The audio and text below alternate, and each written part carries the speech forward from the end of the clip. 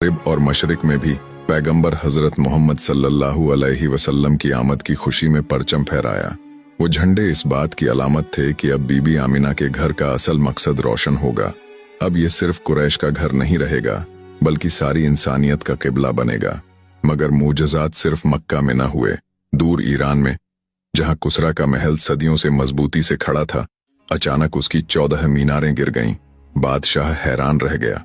वो समझ न सका कि उसकी सल्तनत की नींव में ये जलजला क्यों आया, मगर ये अल्लाह का पैगाम था कि उसकी हुकूमत अब ज्यादा देर तक कायम न रहेगी, क्योंकि अल्लाह के आखिरी नबी आ चुके हैं।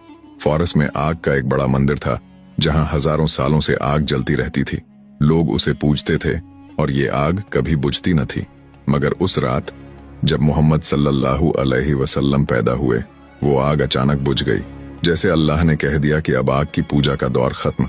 अरब के इलाके में सवा नाम की झील सदियों से पानी से भरी थी, मगर उसी रात वो सूख गई। ये भी एक इशारा था कि झूठे अकीदे मिटने वाले हैं। और आसमान पर ऐसा नूर चमका कि बीबी आमिना कहती हैं, मुझे लगा जैसे शाम के बाजार और बुसरा के कसर मेरे सामने नजर आ रहे हैं। मेरे बेटे के आने के साथ ही वो नूर इतना फैला कि मुझे दूर दराज की सरजमीनें भी रोशन नजर आईं। जब पैगंबरे रहमत सल्लल्लाहु अलैहि वसल्लम पैदा हुए तो हजरत अब्दुल मुत्तलिब यानी आपके दादा दौड़े दौड़े घर पहुंचे। घर नूर से रोशन था, मानो हर तरफ फरिश्ते सर झुकाए मौजूद हों।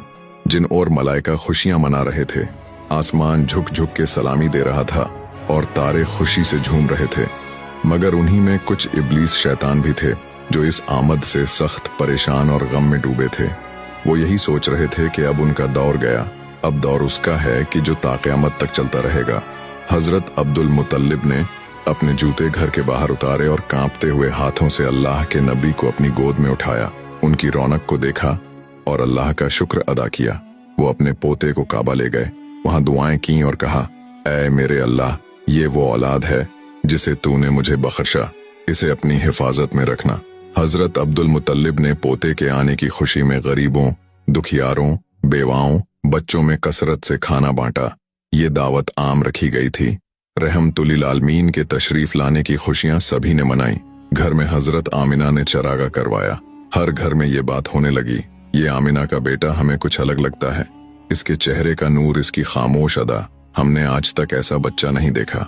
उस वक्त के दौर के हिसाब से जिन जिन घरों में बच्चे पैदा हुए, वो सब बारी बारी काबे की तरफ आए और अपने अपने बच्चों के नाम उन्हीं बुतों के नामों पर रखे।